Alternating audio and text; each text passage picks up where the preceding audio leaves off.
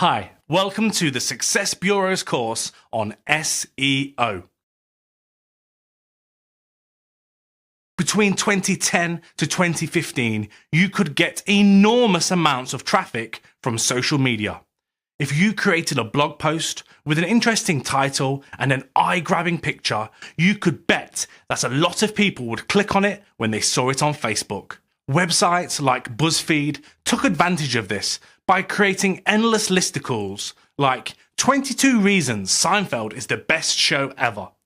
Loads of people would see these articles, click on them, and then share them with their friends. Since then, however, things have changed dramatically. Facebook and other social media platforms realized that they were basically giving free publicity to businesses. If businesses want to get people's attention, shouldn't they have to pay for it? So, Facebook started making it much more difficult for businesses to grab people's attention. Whereas before, 10,000 people might see a post shared by a business, now only 1,000 people would see it. Those aren't the actual numbers, but you get the point. If a business wanted to get a lot of exposure, they would have to pay for it.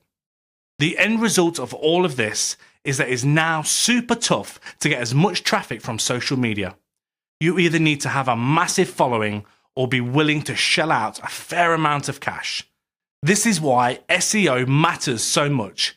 SEO is the process of optimizing your website, pages, blog posts, and more for search engines like Google. If you understand it and you do it right, you can get a significant amount of traffic from search engines. In other words, when people use Google to search for specific terms, your site will show up near the top of the results. People will click on your site and read your awesome content. Pretty simple, right? Well, sort of. The general concept behind SEO is simple, but it's a little bit more complicated in practice. Which makes sense, of course.